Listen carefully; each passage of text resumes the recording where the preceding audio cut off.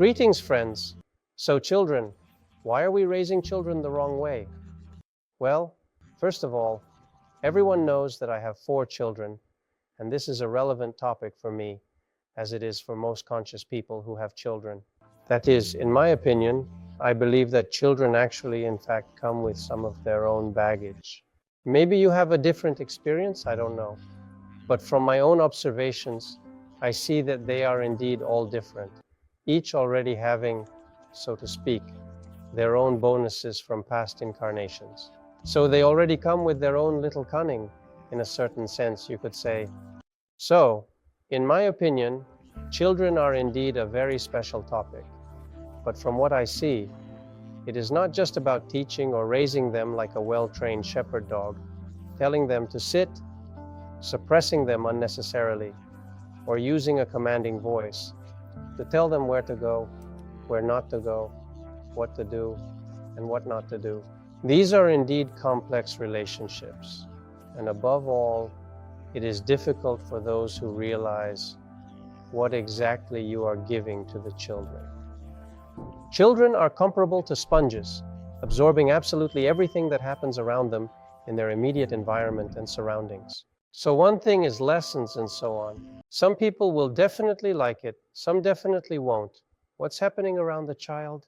Here, of course, if you can't provide something truly positive, something strong and right, I believe you should at least limit the moments where you express any negativity, where you show any aggression, any confrontation, any tensions. There is a lot of both good and bad in this life, in this world, and in our daily lives, and interactions with others, and situations, and circumstances, and experiences. You can't always give only the cute and positive things, just pink clouds and the very best. Naturally, we all try to spoil our children. Naturally, we all try to provide everything to make them comfortable, to make their existence as convenient as possible, and so on and so forth. But again, from what I understand, from my perspective, it's better to have measured and focused attention, yes, but attention. Better less, but of higher quality. Learn to create a schedule. Learn to do things the right way, yes, so that the child is always occupied with something, so that the child is immersed in a mix of tasks and activities, where one thing follows another, and then something else, meaning there is a constant sequence of events, yes, so that the child doesn't end up sitting around not knowing what to do. Children are different, people are different. For example, I have a younger one who can easily and effortlessly play by herself in almost any situation, and somehow she indeed and definitely organizes herself perfectly, so she doesn't need to be occupied with something.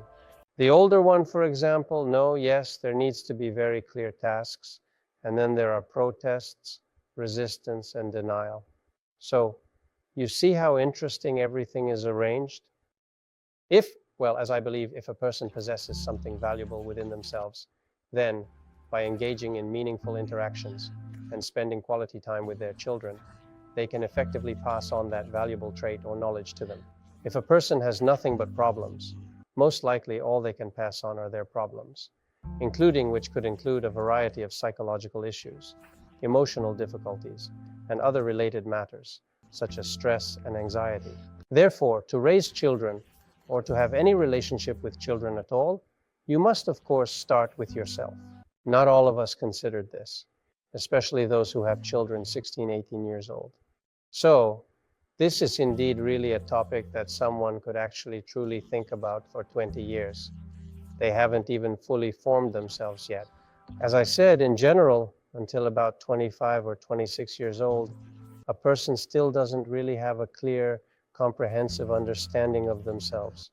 Typically, usually. Later, as they approach a more conscious age, let's say, an understanding begins to emerge of whether you truly have something you want to pass on. If there is something, don't try to force it in any way at all. Just be there, present and mindful. Children will pick this up.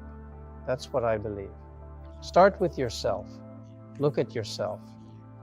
And what important lessons and values do you have to pass on to them? They are like a sponge that simply absorbs everything from their surroundings.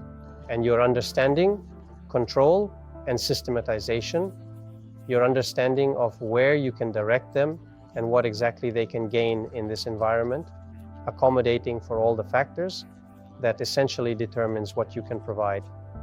And then, naturally, also some key aspects of self-analysis, key aspects of self-observation, meditation. Let it be playful meditations, let it be something else while they are just playing, mimicking you, sitting with their little hands folded, telling each other stories. Already now, my goodness, thousands of cartoons, these portals, something else there. Let it be a game, let it. But the realm of this magic, it kind of enters the children. And over a period of time, they gradually come to understand and discern between what is real and what is merely an illusion, a mere fantasy, something that does not actually exist in reality. I believe that in order to give something to children, you must have it yourself. To have something, you need to be cool and well developed yourself. That's it. If the situation is such that you already have an offspring, but are just starting on the path of self-development, don't worry. Keep working on yourself. Keep observing your breathing and keep an eye on yourself, in any case and in your life. Share this with your child, that's all. Accordingly, he will grow along with you. Yes, somehow delve deeper into these practices, techniques, and yogic exercises. All very positive and good things that yield good results. The main thing is not to turn this into professional sports. That's where the injuries and problems are. Let all of this remain at the level of some amateur game, some internal exploration, self-exploration. That's how I definitely see it.